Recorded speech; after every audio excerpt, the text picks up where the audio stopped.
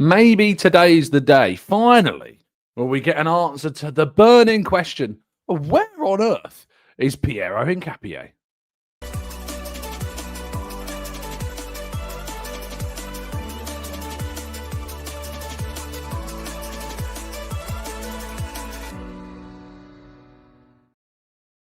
Hello and welcome to the Gooner Talk, back again with you guys and girls for another episode of what is the Arsenal News Show. Joining every single morning at 8 a.m. UK time. Thank you so much for joining me. Apologies for being late this morning. I know I'm usually late, but I actually have a reason for being late this morning. That's because, as you can probably see at the top of the screen, and now it's going to bother you for the rest of the stream like it's bothering me, is this beam of godly light above my head. I can't understand why that's there now and why I can't change it. I've moved things everywhere.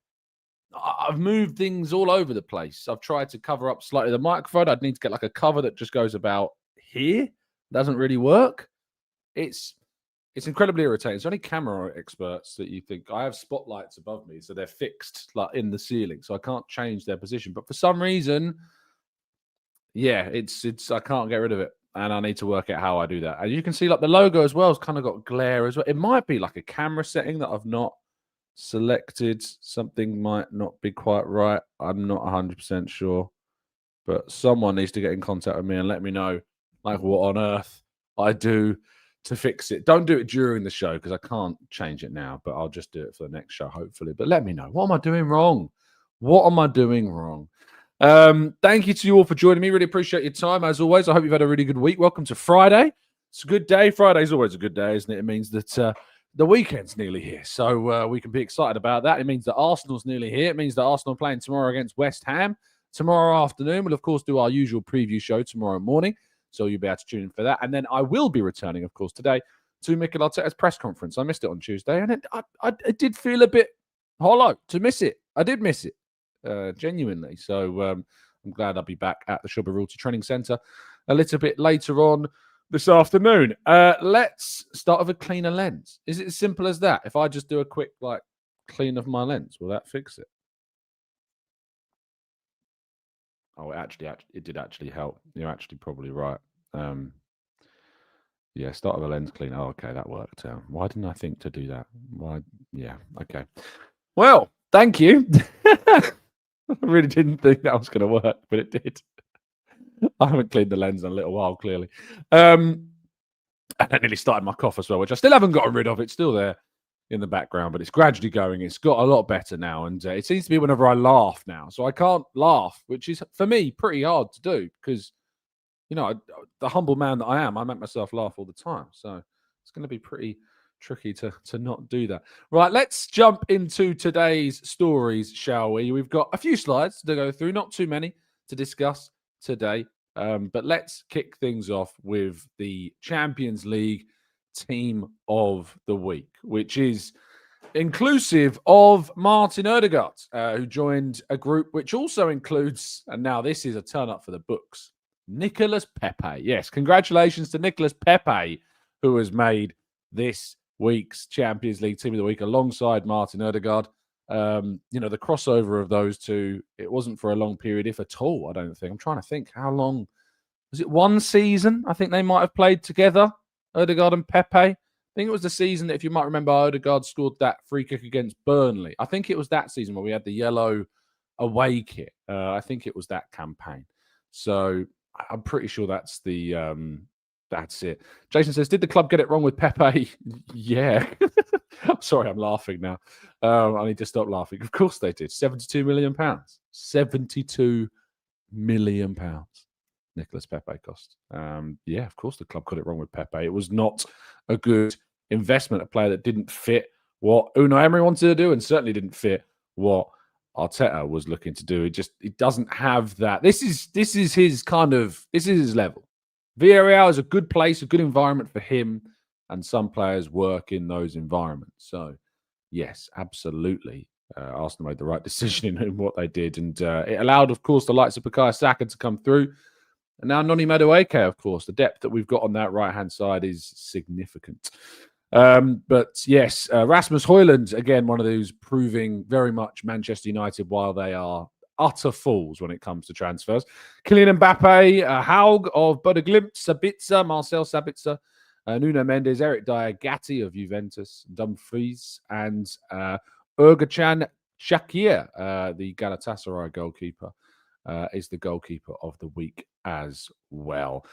Moving into a story which I have to apologise a little bit because I'm a little bit late to the party on this one. I'm a little bit late to this story, and I don't know why I didn't discuss it earlier. And you may already be aware of it, and you may even be bored of it by now. But a piece was written in the Times recently. Peter Ziegler, I believe, is the man behind the story of this one. Or Martin Ziegler. I should apologise. Martin Ziegler seems to be one of the men behind this story. And it's an interesting read, certainly, because it's all about Tim Lewis and his exit from Arsenal, and using some sources. Who those sources could be, we don't know. Although I'd be shocked if there wasn't maybe some rather obvious sources that have been used for this story, but that I'm not going to say it, but it should become clear to you as this story unfolds. But you can read, of course, the full article on the Times website. The headline of the story is Arsenal go all in on the man who queried the Eberechi Eze deal. Now, the man who queried the Eberechi Eze deal is the man who has become Arsenal's new CEO, which is Richard Garlick. Now, the story is kind of written in very much the guise of Tim Lewis is the guy that made the Eze deal happen, but Richard Garlick is the man that had question marks or concerns over the move. The piece also suggests that one of the reasons why Tim Lewis left is that Josh Kroenke was kind of keen for Tim Lewis to take kind of more of a step back from his typical responsibilities and day-to-day executive control, which also included a reduction in his salary from $2 million a year to £500,000 a year as a non-executive director. Now, Lewis, we're told, did not accept that offer, and so he left the club instead. And then Richard Garlick became the chief executive, and of course, then we had the three American-based members also join the kind of the board, and we saw film producer Ben Winston as appointed as one of the non-executive directors and kind of a fan presence, if you like, on the board. Because Tim Lewis was an Arsenal fan, he was an Arsenal fan and was on the board and had that presence also as well. But there are suggestions in the piece that some sources have told the Times that they have expressed concerns that there is now a risk of a leadership vacuum, because although Garlick has obviously huge wealth of experience as an executive and obviously has a very good partnership, if you like, with Mikel Arteta, no one has kind of been appointed to his previous role of managing director. Now, it's worth pointing out that James Ellis has been promoted to technical director, and we have Andrea Berta in the sporting director roles as well. And James King is there as, to my best of my knowledge, the head of football operations, I believe, is his role at the club as well. So there are a lot of executives, plus, of course, this expansion of the board as well, with a number of others also included in it. But the point about the Eze story in this deal and why that is relevant to this specific story is that the suggestions are that obviously Tim Lewis helped to facilitate this move significantly with his contacts with Palace, of course. And despite the fact that this was a deal at the time when there was an emergency meeting after Kai Havertz's injury, which of course did become something of a catalyst in the decision to make this move, although there was, of course, significant interest from Arsenal earlier on in the window as well, which did linger. And it was why, of course, they had already done their due diligence with Eze. And the reason why that deal, of course, could be done so smoothly was because of what had been done before that as well. But when the decision was being taken to spend the £67.5 million, which, as I told you many, many months ago, was the release clause for Eberechi Eze's Crystal Palace contract, which expired before the start of the Premier League season. And I also reported that this was not something that had been of a concern to Arsenal. It wasn't a concern to Arsenal that the release clause had expired, and that if they were going to sign the player, they would, of course, not be concerned about that release clause expiring. And in the end, because of the situation, Arsenal went ahead and paid effectively what the release clause ended up being anyway because of the situation, and they were kind of more pressed to do it because Spurs, of course, and their presence in the potential move as well. But the problem is, or not the problem, but the suggestions are that Richard Lewis kind of questioned this move to a degree. And the reason why he questioned it is because of the UEFA financial fair play restrictions, the things that I'd been telling you about for a long time that were the big pressure on Arsenal in this window. And it's no surprise, of course, that after the Eze deal, the other deal that happened was a loan, which was the Piero Hincapié move of a loan with an option to buy. And the only reason Arsenal did it in that way was obviously for many reasons, like the fact that we could put it on next year's accounts, the investment in Piero Hincapie. So that was the evidence that showed, of course, that the UEFA financial fair play restrictions were of a burden to Arsenal when they moved for Eze as well. And it would have made it very complicated to do. Last point on this to bring up is, of course, also that Richard Garlick's job is to question decisions, is to suggest alternatives and to ask the relevant queries so that the club don't make rash choices in the market. It's not a surprise that he did this or that he questioned the decision to move so in the way that he did, because if you look at some of the deals that Arsenal have done in previous transfer windows, we know that they're spending, especially spending in big zones like Fabio Vieira, for instance, has had question marks attached to them.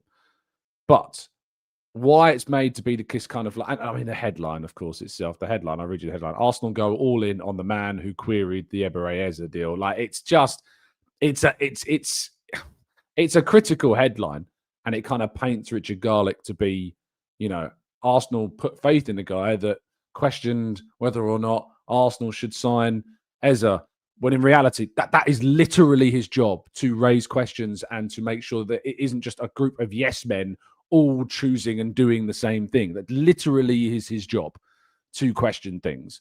And it happened anyway. And he was at that time going to still become the CEO. Oh, no, sorry, not the CEO. Sorry. He was at that time already the managing director with an expectation of potential further improvements, who'd impressed a hell of a lot with his work already. It comes across a bit. Now, I've got my question marks about this, hence why Fry's sitting there in the corner with suspicious eyes. Because I have some. This story didn't, and it's nothing to do with, you know, Martin Ziegler's work at all. You know, I think he's an excellent journalist who's done some great digging, and it's a brilliant scoop. But I just have some question marks about the emergence of this story and the timing of this story and the manner of this story.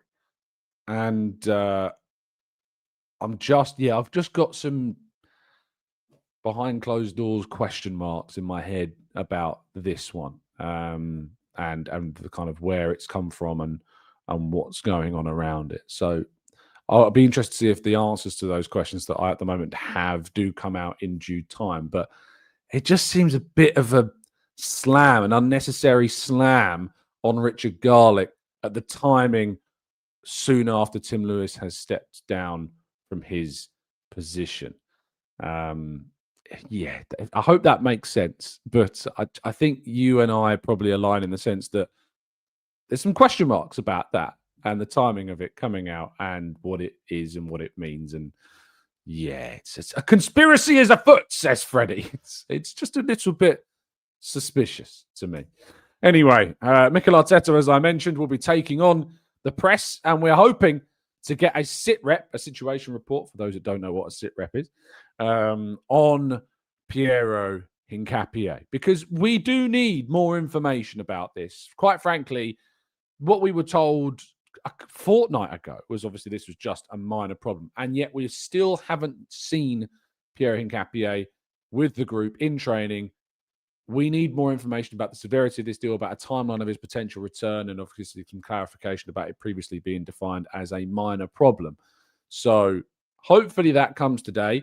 Arteta, of course, will be fielding questions in the wake of that Champions League game against Olympiacos and also ahead of the game against West Ham this weekend. He faces his second brand new coach of the season in a new role. Nuno Espirito Santo, of course, taking charge of this game. his second year manager of the season. Arteta, of course, his first was Ange Postecoglou, taking charge, of course, of Nottingham Forest after the sacking of Nuno. And it's only the 3rd of October. It is kind of mad, isn't it, that already we're seeing managers in the positions that they are. Graham Potter absolutely had to go. But Ange Postecoglou yesterday, as Nottingham Forest were beaten at home by Midtjylland in their game in the Europa League last night. Of course, they drew their opening match of the Europa League group stage against Real Betis away from home, courtesy of Anthony. But a 3-2 defeat to FC Midtjylland, an 88th minute third goal for Midtjylland was what put the nail in the coffin for Forest and the Danish side. Got a very valuable win in the league phase, and it left Nottingham Forest fans chanting, "You're getting sacked in the morning," was what rang out across the City ground. And Edu, who of course has been in this position at Forest for a little while now, is also coming under quite heavy scrutiny, as is Evangelos Marinakis, the club's owner as well. So Nottingham Forest are in a bit of a mess. West Ham United, of course, in their most recent game, faced Everton last Monday. They managed to get a 1-1 draw, which somewhat steadied the ship after a run of defeats. They'd lost their previous 6 games in both the league and the Carabao Cup. They'd lost to Sunderland, to Chelsea, to Wolves in the Cup. They'd lost to Forest. Sorry, they beat Forest. They won one of their last 6 games. They beat Forest. They lost to Spurs and they lost to Palace. And then they managed to arrest a slide with Nuno Espirito Santo being there. They managed to secure a 1-1 draw at Everton's new ground. So will Arsenal be able to overcome the Nuno rise at West Ham? I guess we will have to wait and see. But Arteta will be facing myself and others in the media a little bit later on this afternoon. You'll be able to get all the updates, of course, on the football.london website. So if you want to keep up to date with the press conference, you can do it there. Of course, I do tweet out some of the quotes. And of course, I give you the every word transcript as well on the football.london website with all of the questions fully worded as well. It's every raw detail from the presser you get on the FL website. So make sure you go and check it out as soon as you can, because you do not want to miss that. Neither do you want to miss the opportunity of a lifetime when it comes to protecting your data when you are surfing the internet, and that is by using NordVPN. If you go to nordvpn.com/Gooner, you can get yourself a significant discount off a 1 or indeed a 2-year plan. If you go with that 2-year deal, you can get 4 months extra thrown in free on top of that too. Who could say any fairer than that? I don't think I could. VPNs are an absolute must in 2025. It's an absolute must that you get involved with this latest deal. The description holds the link that you need, which is nordvpn.com/Gooner. So go get involved.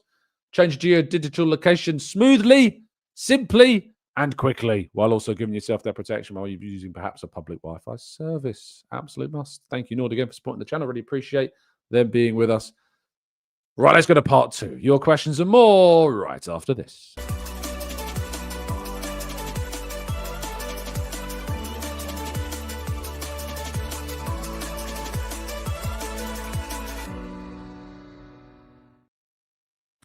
Right, this is indeed part 2 of today's show. We'll be jumping into the chat box and tackling some of your questions. So now is the time to throw them into the chat. If you would be ever so kind to do so, use capital Q. It helps them stand out, helps me pick them quicker, helps me see them more seamlessly. That's the word. But if you could, that'd be great. And thank you for the tips on the getting rid of the glare, because clearly I just needed to properly clean the lens, which I still need to do even better, which I'll be doing straight after the show. Nifty Legend says, remember, Tom, Ange always wins something in his second season. Well, he did turn around to reporters and said, well, I actually win stuff in my first season too.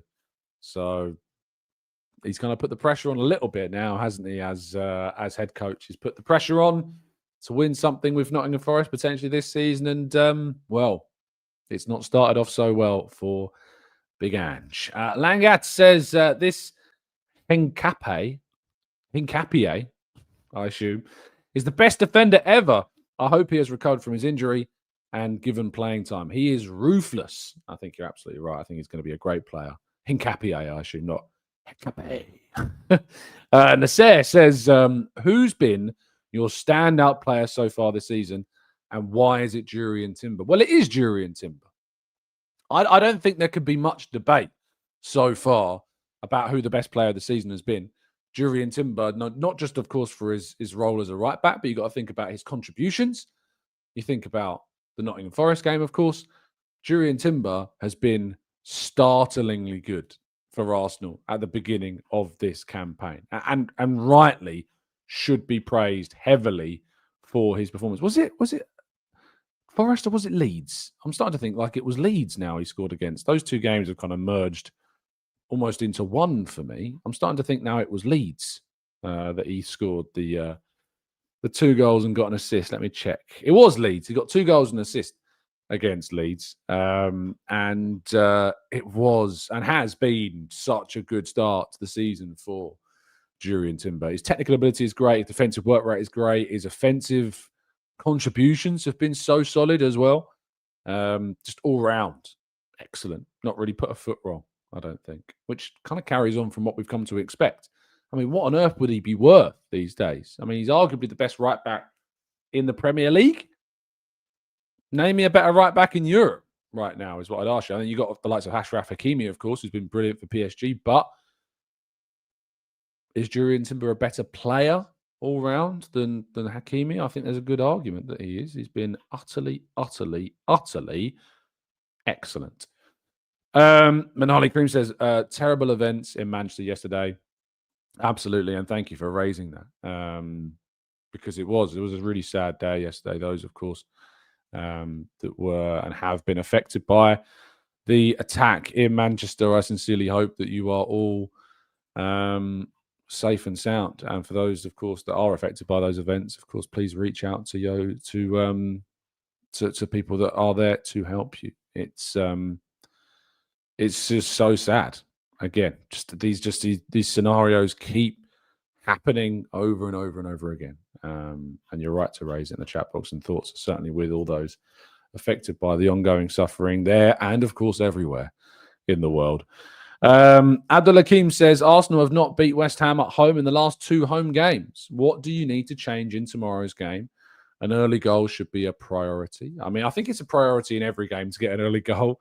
I think that goes without saying. But yes, it would help. I think it would take the pressure off, certainly. And yeah, you're right to bring the record up. We have, for some reason, struggled. And in particular, Declan Rice does seem to struggle playing against West Ham. It does seem to be a game where Declan Rice doesn't necessarily have his best performance. Now, he was on the bench in midweek, so I imagine he will start this game. But I don't think it would be a terrible idea to say of many starts, Ezra on the left 8, Odegaard at the right 8, and maybe to just let Rice skip it. But do you want then to give him the opportunity to kind of like put the hoodoo away and get over this superstition of playing badly against West Ham? I guess that's also an argument that you could bring up. So, and you're right. I think Martin points out we've had some terrible luck against them, and that's definitely true. We have definitely had some bad luck against them. So hopefully Arsenal's bad luck against them has now been extinguished. Chris says there is no need to rush Hincapié back. We have enough cover at the left-hand side. I have no doubt he will be a phenomenal player. And that's a very measured way of putting it. But I am impatient to see him play because I have a lot of excitement and anticipation about what Piero Hincapié is going to bring to Arsenal. And I just want to see it. So I sincerely hope that we do get to see it very, very soon. Claire says Timber was an absolute bargain, and I don't get doesn't get the love that he deserves. I was on radio the other day. I think I was on Sirius XMFC, Grumpy Pundits over in the States, and I did say that I think Timber is the most underrated Premier League player at the moment. Doesn't get the appreciation that he deserves, but in some ways, I don't mind that. I kind of don't mind when a player is doing really well and no one's really talking about them. I don't think we need to have them spoken about all the time. Why do we? If anything, it allows them to kind of fly under the radar, which I don't mind them doing at all, to be fair. Jason says he thinks that Hincapié will eventually bench Calafiori in MLS. Well, if he does that, it will be because he's been brilliant, because those two have been brilliant. So that's a really good sign if he's doing that, definitely. Someone says we just have too much firepower. Goodness gracious. Do you remember in the summer where we were saying about how we need more firepower? Now we've got comments saying we've got too much firepower. It's funny how things change, isn't it? Excuse me. Charles says, I don't know how we're going to do it, but we are win against them tomorrow, and very convincingly too. Ian says we have to win the next 5 games. There can't be any excuses. with some good performances, that these performances can be repeated over time. I do tend to agree. Spirit says, you think you're on Sirius X. Oh, no, I was thinking about if that's what it's called. I'm pretty sure it is called Sirius XM FC. It is, yes. I always get the XM or FCXM the wrong way around. I knew I was on it. I just didn't remember what it was called. Robert says, I think I am the only Timber. I am the only Timber Fun. I love him with all my heart. I'm the only Timber Fun. What's a Timber Fun? What's a Timber Fun? Do you mean fan? You're definitely not the only Timber fan. There's hundreds of thousands of Timber fans. I'm looking forward to seeing it. Hopefully, we see it very soon. Chino says the next 5 games will show that we have progressed enough to break down low blocks. We dropped plenty of points in the corresponding games last season. Should we have a quick look at those games, those league games, particularly the next 5 league games, as I say, because Liverpool's next 5 league games are also rather interesting. So last season, we dropped 3 points to West Ham. We dropped 2 points to Fulham. We dropped 2 points to Crystal Palace. What happened against Brighton last season? That was the Declan Rice sending off game, wasn't it? Was that a draw as well? I feel like that was a draw also. Last season, Arsenal, Brighton, head-to-head. This is a really good point, actually. Yeah, we drew 1-1. This is nuts when you think about it. Last season, our next 4 games. Now, I don't know about, that, and to be fair, that Brighton game is a cup game, so it's not the same. But it's also worth pointing out that, that game against Brighton at home last season was a farce. But yes, West Ham at home, we dropped 3 points. I need to write this down. This is why I should have like a pen and paper. I've got a receipt. That'll do. So against West Ham, speaking to the microphone, Tom, made a flat surface. Against West Ham, we dropped 3 points last season. Against Fulham, we dropped 2 points because we drew 1-1 away from home. That was the game where Saka scored that goal right at the end, and it was offside, wasn't it? It was an awful game in the end for us, that one. Crystal Palace, we drew 2-2. I feel like it was 2-2 against Crystal Palace last season. We dropped 2 points. Burnley away. I think the team where Burnley finished last season, Championship table 2014-15. Burnley finished second, and the team that finished second were Ipswich. So Ipswich away, we won that game. So we didn't drop. We didn't drop any points from that game. And then the next game is Sunderland away, who finished third, which were Leeds. Sorry, they were the playoff winners, weren't they? And the playoff winners were Southampton, and we didn't drop any points against Southampton away. We won very late on. So in the next 3 games, I mean, Arsenal could get a net. If Arsenal were to win their next 3 games, they will be improving by 7 points. If Arsenal win their next 3 games, they will have a 7-point swing from the previous season for those 3 games. It's pretty impressive. It's a big opportunity for Arsenal, certainly. A massive, massive opportunity. Now, they're not the only games, of course, being played in that run of fixtures. They've got the game against Atletico Madrid, of course, on midweek between Fulham and Palace. And then before they go to Burnley, they've got the home game against Brighton. And then the start of November is an absolute mess. We've also got an international break after the West Ham game. Just for the record, I will be taking a little break during the international break. I think it's important that we all take a break during the international break. And I think it's important that we get a lie-in on a Saturday and a Sunday at least during an international break. So there'll be no shows next weekend on the Saturday and Sunday because there'll be no games. There will be shows, of course, all the way up to it, and the Friday and the Monday. But Saturday, Sunday, there will be a bit of a break during the international break from morning shows. So make sure you stay in bed on those days. We'll be back on the Monday. Derek says, hi, mate. The snapshot of the bench and who's still to come back of the lads in the tunnel. How will Arteta pick a squad when all are fit? What's yours? That is the exciting thing, isn't it? Because right now, we haven't in our squad got Havertz, Hincapie, Madueke,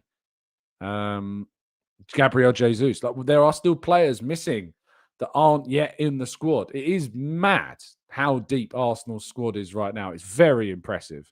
It's very exciting. And it's not one for me to pick right now at all. Jason says, why didn't we use the narrative that we played Liverpool away and City at home this season where we were 3 points worse off?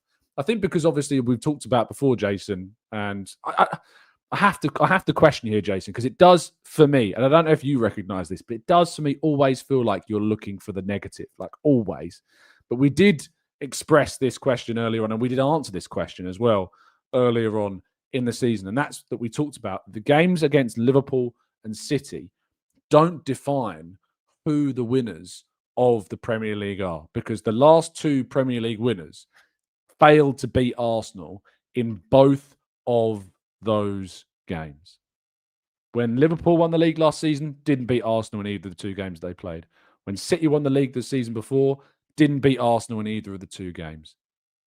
But the reason why Liverpool won the league last season was because games like West Ham, games like Palace, games like Fulham, Arsenal didn't win them consistently over a number of games. And that's why these are more important. So it's not a narrative, it's just factual, Jason. So if you're looking for consistency, I think you're the one that needs to be consistent, mate, and start recognizing where we say things in previous shows so that you can remember them when you leave a comment on the new ones. Costa says, that's the fun thing. We don't need to pick. Feel like Arteta has been way more proactive with his subs as well. Knowledge says, no breaks for me. Other sports exist, and I'm curious how the Arsenal boys get on in their matches as well. I just struggle to watch the international games because I almost feel like I'm watching them sitting there praying that no Arsenal player gets injured. So that's the tricky one. Liam says, how long can we keep this level of quality and depth before certain players get disgruntled? Truno says, the depth of the squad means that they will less pressure for the injured players to be rushed back. This allows Arteta to only bring them back when they are really ready. Yep, Kirill, it really is that simple, isn't it? It absolutely is that simple. Jason says, the games against Liverpool and City don't define the winner if you've managed to improve the results against other teams that we dropped points against and we haven't played those games. Yes, we have. Manchester United. We lost that game last season. We've won it this season. Newcastle United. Sorry, we drew the game against Man United. We lost the game against Newcastle last season. We've won it this season. So again, Jason, I'm afraid to point out your inaccuracies here. But yes, we have played those games because we drew against Man United, beat them, lost against Newcastle, beat them. And we're currently a positive swing of 1 point up on, no, 2 points. I think it's 2? 2 points up on the previous season for the same games. And if we can go and win the next 3, no, we drew against United last season, Jason. I just keep pointing out your mistakes. It's really bad.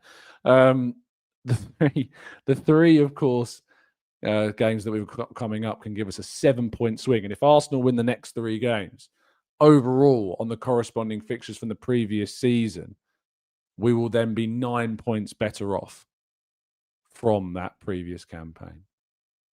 But if you're free, Jason, feel free to call in. You know, I know you've been desperate to call in, so let me know. I don't mind disproving these points live on air. It's always a lot of fun. I'll call in next time. That's what they always say. Robert says, that's the best moment to see if Arteta has grown with the team or not. And it's good selection headaches as well. Racer says, do you feel Victor has started to trend in the right direction in terms of his quality? I want to see him live up to the hype, but I wonder if we expect too much from him. I think Victor will get the goals. I think we've said, I wrote this piece that I put out yesterday about Victor. The fact that we're kind of closing in on a month without him scoring a goal, is that a concern? A little bit, but I think the performances have got better. The overall performances from him have improved quite significantly, and that, when the goals start to come in as well, are going to be great. Footy Corner says, we won versus City, though, and only drew, to be fair, but we put it right against Newcastle. Well, that's what I'm pointing out. You know, we're 2 points better off overall with the games that we've played so far. But when Jason says, you know, we haven't played those games yet that we didn't do well, well, we have, because, as I say, we drew against United last season away from home. We've won against them this time. We lost against Newcastle last season. We've won against them this time. But the games against City and Liverpool, they haven't defined the title for the teams that won the title last season, because both the teams that won the title in the last 2 campaigns failed to beat the team that came second. So that's why it's more on the other games that you play over the course of the season. Soup says, in the past, we have lost a title against the mid and struggling teams. The next period will be key. Trevor says, we need the benchmark against the 23-24 season. It doesn't really work like that, Trevor, because And the reason, I'll explain why the reason it doesn't work like that, because I understand why people say that, because we had an excellent season in 23-24. We won more games than the Invincibles. We scored more goals than the Invincibles. And it was a brilliant season. But the reason why you don't go off the 23-24 campaign is because that's not the most recent evidence of what the state of the Premier League is. The most recent example of the state of the Premier League and what you need to do to win it is what happens in the previous campaign. So, for instance, in 23-24, Arsenal amassed 89 points. Now, if they'd have done that last season, they would have won the title. Manchester City got 91 points in 23-24 to win the league. Last season, Liverpool only got 84 points. Arsenal managed to get 5 more points this season that they finished second compared to the team that finished first last season. And so for that reason, if Arsenal continue on the trend that they have got already, which is to pick up the same number of points from the same number of games they've played so far, they are on track to pick up a amount of points that would see them lift the trophy if the same team that finished first last season ended on the same amount of points they do this season. And that's really, really, really important for Arsenal's campaign. And not only that, but of course, Arsenal have managed to pick up 13 points from a possible 18 points from games that include Old Trafford, Anfield, St James's Park, and hosting Manchester City, which is also really, really, really, really impressive as well. Darbas says Odegaard and Gyökeres to put on a clinic against West Ham. Christian says this is a silly argument. It kind of is, I know, but some people just look for problems. D says, guys, let's not get on Jason's back.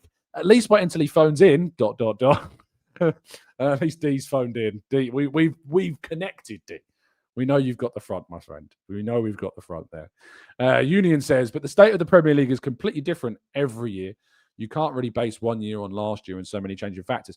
And that's why if you are going to compare it, the only time that you would compare it to is the most recent season, because that is the most recent, closest example of what we've got. It gives us the best example of what we can expect from the majority of teams. Whereas if you go back 2 seasons, the variables expand by far, far, far too many.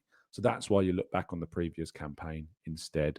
But Arsenal, the fact that we sit currently 2 points off the lead, despite the fact that we have been, I mean, if you look at the table of where the team should be, the teams like Liverpool are being ranked 7 places above where they actually should be. Right now, the data shows that Liverpool should be 8th in the Premier League, which is kind of nuts compared to what they are. And that's because obviously they've scored some very late goals despite not creating all that much so far this season. We've got to just hope. We've just got to do it. Jason says people can get on to me. I'm glad I've affected. Oh, so you're just a troll.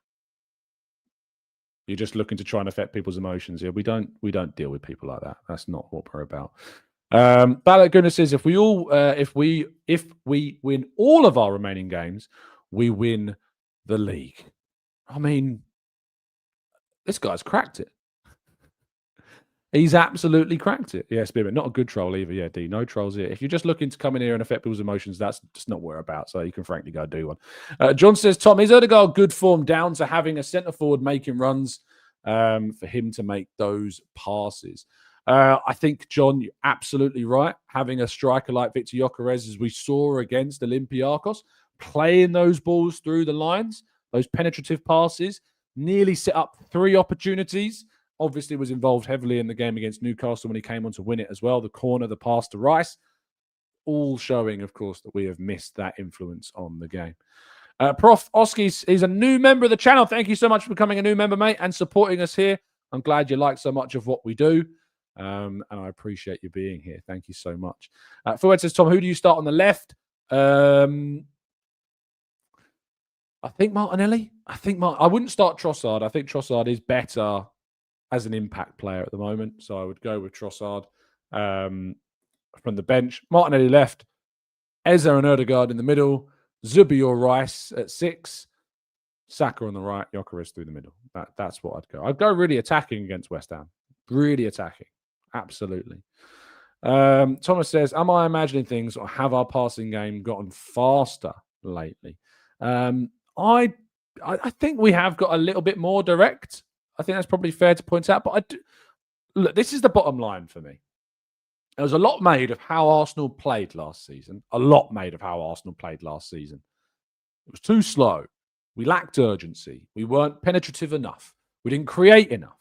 We didn't score enough. Last season, Arsenal had, I don't know if you've heard this statistic before. Arsenal had 27 different injuries, more than any other team in the league. This season, yes, we've still had problems and we've had issues and we've had players missing and we've lost Odegaard and Saka and Havertz and Jesus and Hincapié and all these others as well. I think I'm forgetting some too. Madueke. All of these things that we have lost. But the benefit that we have now is that we're just so much more as a group. We've got so much more resource as a group. So we can play better. Last season, Arteta told us he was basically picking a team based on who was fit, not on what was the tactical selection to choose. He basically picked a team based on who could play, not a team based on what the opponent was or what we wanted to do. So it's very difficult to analyse how Arsenal performed last season. And despite all of that, despite every single element of that, we still managed to finish second and get to 2 cup semi-finals. So this season, I think the reason why we look better is because we are better, but also because we don't have as many injuries. And we've also, the injuries that do have, we've got them covered with the players that we've brought and signed and improved and developed and grown. So that's how I'd answer that question about how we look faster and more aggressive in the way that we play. Claire says, you do also have the ability to block someone yourself. You don't need me to do it. Yeah, you're very right. You know, if you don't like seeing someone's comments in a YouTube chat box, you don't need me to block them. I block trolls in the chat box all the time if they admit to being them, like Jason did a second ago. But you don't need me to block people. You can do it yourself. You don't have to read every comment that's written if you don't like it. Take control of your own chat box. Union says, yes, Martinelli is on form at the moment. He's looking back to his best. He thrives in attacking style of play. You could tell last year with so much control in our play, this affects a player like him. He's a confidence player. I just hope that this is a period of confidence which never stops. You know, I think for Martinelli, he needs to be playing now. He needs to be given this trust. And I would give him the trust at the weekend. And I would play him on the left at the weekend from the start, because you need to harness that energy. You need to harness. Oh, goodness. We need to harness that power and that energy. 2 seconds.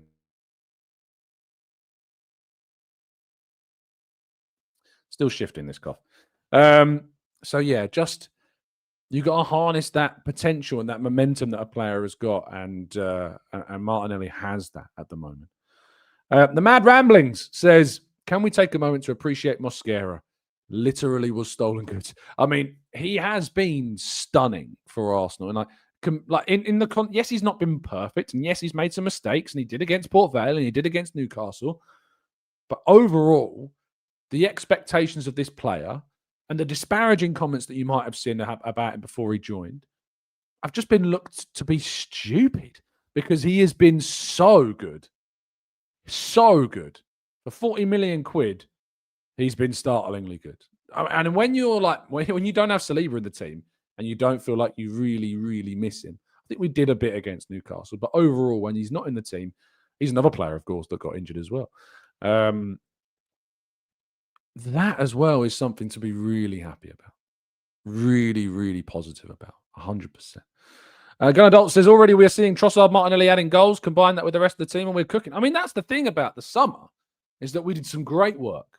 I think 9.5 out of 10 window. And that's where I'm sitting. 9.5 out of 10. If we win the league, I'll turn around and say it was 10 out of 10. No problem. But one of the things that was talked about was that we've still got Trossard and we've still got Martinelli. And we didn't add a traditional left winger and replace one of those two. And that was kind of the thing for people that stopped them from going the whole hog and saying 10 out of 10. And for me, that is more to do with like the UEFA financial fair play restrictions, that we didn't do that. And also we end up getting Eza, who of course can play in those positions too. But more importantly, the trust that they had to keep those two. And Arteta was always very consistent. He always said he doesn't want to sell Trossard. He doesn't want to sell Martinelli. He wants to keep these players. He never turned around and said he was happy for them to go. He always said he values them. He wants them to play. And they are contributing at the start of this season. Significantly so. They are contributing. So that for me is a really important factor of the squad this season. Arthur says, why can't Max Dowman start games like West Ham? Because he's 15 and he doesn't need to. But in my opinion, he does need to play more, but that could be for the youth team, not necessarily for us. Ian says he's 21 years old, so much to improve on, but he needs to play minutes consistently, Mosquera. Same with Ethan. Let him play in difficult scenarios, then attacking players come out of their... I mean, he started Mosquera at Newcastle. That's a tricky game to start in, certainly. Ethan Waneri, I think too much gets made of Ethan Waneri's minutes, to be honest. I think he's getting plenty of game time. I think people are underestimating how much exposure Ethan Waneri's actually getting. Ambrose says, you have to give Arteta his stripes. If Trossard and Martinelli keep performing the way they are at the moment. Is he even 21 yet? Yeah, he is 21 now. He is 21, Mosquera. Ryan says, Tom, did you see Eddie Nketiah's last 2 goals with Palace? When former Arsenal players do well like this, do you think it helps our transfer prices that much in the future? Absolutely. Absolutely. You want the players to leave to do well to an extent, not too well, because then it looks like we made the wrong decision. Like, you look at Manchester United, look at Rashford for Barcelona, look at Højlund for Napoli, look at Scott McTominay for Napoli. Like, Manchester United's transfer policy is something that people in the past who've been Arsenal fans have been jealous of. Well, you're not jealous now. Like, Manchester United's transfer policy and the way in which they've bought and sold players, just not. And I've fallen into that trap. I remember speaking in the summer, I said Man United had a better attacking window than us. You know, we signed Madueke, Eze. I think that was before the Eze signing, to be fair. But before we signed Eze, and it was just Gyökeres and Madueke, I said Cunha and Burmo, Seshko is better of a window than Madueke and Gyökeres on their own. Now, I stand by it in principle regarding the players, because I think they're 3 good players. The problem is they joined Man United. And I did point that out when I said that, was that they've joined Man United, which is always going to be a tainted chalice, a poison chalice. It's always going to be an area where no matter how good you are, and Cunha is a very good player, and then Burmo is a very good player, and Šeško, I think, is a really exciting young player full of potential. But they've gone Man United. And that's why when I hear the quotes of Šeško's agent talking about how they wanted to sign for a special coach and a special project, well, that was clearly all bollocks, because they've gone and played for Man United. The worst project in the Premier League by a country mile. Like, even Spurs have, and it takes a lot for me to say that, but even Spurs have a better project than Man United do. Go down the Premier League table. Liverpool, Arsenal, Palace, Tottenham, Sunderland, Bournemouth, Man City, Chelsea, Everton, Brighton, Fulham, Leeds, Brentford. I'd only argue maybe Brentford, of those, and Sunderland, don't currently have more attractive prospects than Manchester United. I'd rather play for Fulham. They've got a better manager. They've got an exciting team full of old Arsenal players. I'd rather play for Brighton. They're continuously showing they can improve players over and over and over again. That will probably get you a move to a great club where you go on to excel. Everton, back under David Moyes, brand new stadium. Jack Grealish is having a lot of fun right now. And Ndiaye has been also very good for them too. It's probably a more attractive club to go to than Man United right now. Chelsea, you get paid a lot, make a lot of friends, maybe too many friends. Man City, of course. Well, why wouldn't you want to go there other than Man United? Bournemouth under Iraola, you're going to get coached better. You're going to play. You're going to get a lot of opportunities. You're going to be competitive. Sunderland, you're going to get to meet Granit Xhaka. Spurs, Crystal Palace. I don't need to talk about Spurs. Crystal Palace, I mean, look, a great team. Won a trophy in the summer. I mean, it's just Man United is a awful, awful, awful project for anyone, coach or player. In my honest opinion, it is the worst project in the Premier League. So just the rubbish that you hear about players only joining a special project, a special club. No, they'll pay you a lot of money. You get a lot of money to play for Man United. And when you look at players like Aidan Heaven and Chido Obi-Martin, who have left Arsenal's academy to go there, you've really got to scratch your head and say, like, what on earth were they thinking? What on earth were they thinking? Chido Obi-Martin would have played last season. He would have played last season for Arsenal. He would have got minutes in the senior team around better players, under a better coach, with a great record of bringing young players through from the academy, he would have played for Arsenal. And who knows what his career would have been right now. He wouldn't be deleting Man United or Arsenal from his bio, that's for sure, on his Instagram page. These are young players and they need to be advised better. They just need to be advised much better about the decisions that they should be making. Because if the answer is Man United, for the life of me, I do not know what the question is. Other than, would you like to ruin your career? Because every single player that's going there at the moment is going in one direction. It's not up. That's for sure. But again, that's all just my opinion. Nothing more than that. Eva says, to be fair to Heaven, he has played in the league. Yeah, he has played in the league. He has got minutes. But, I mean, what's that going to do for him at Man United, really? I mean, loads of young players, young defenders have got minutes. When Lindelof arrived at Liverpool, from Liverpool, for Man United from Benfica, he was considered one of the most exciting young defenders around. When Harry Maguire went Man United from Leicester, again, was considered one of the best defenders at that point joining the club. When Lisandro Martinez arrived from Ajax, considered one of the best young defenders. What has happened to those three as examples? To those three players. Lenny Yoro, highly rated defender in France. I think for Lille, right? What's happened to him? He's not achieved. He's not improved. He's not grown. There you look at Arsenal.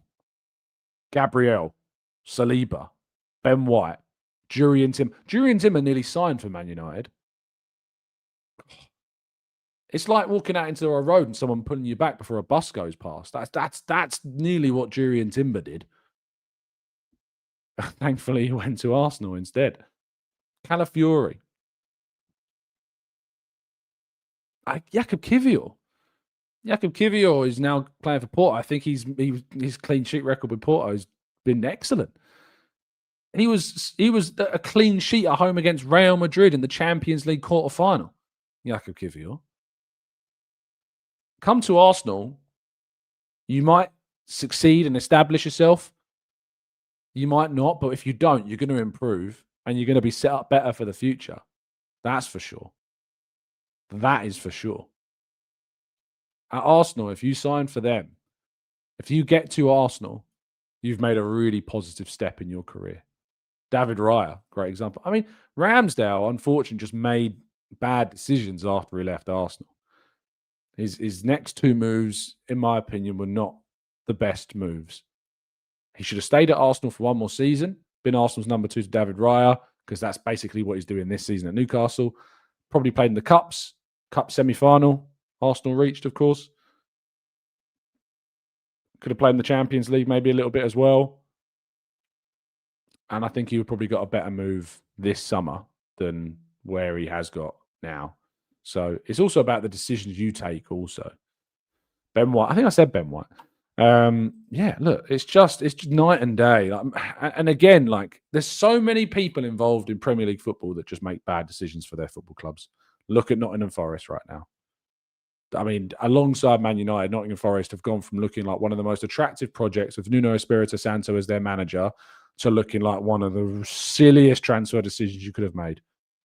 Because appointing Ange Postecoglou was a huge mistake. Huge mistake. Massive mistake. The only reason Tottenham won the Europa League last season, with all due respect to Bodo Glimt, who they faced in the semi-final of that competition, who they then couldn't beat in the Champions League yesterday or the day before, the only reason they won the Europa League is because look who their opponents were in the final. Look who they played in the final. One of the worst European finals of all time. Of all time.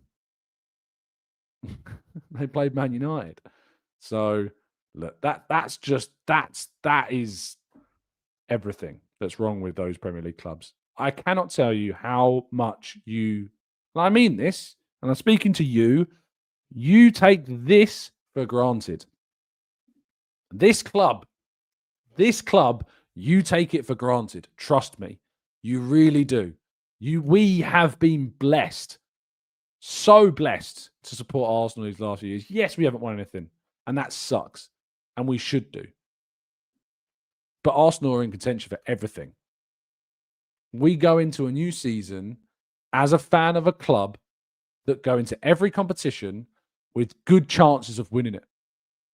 Every single competition you go into now as a fan of Arsenal, you go into with a realistic expectation that we could win this. Premier League, we could win this. FA Cup, we could win this. League Cup, we could win this. Champions League, we could win this. How many other teams can say that? How many other fans of their respective clubs can say that?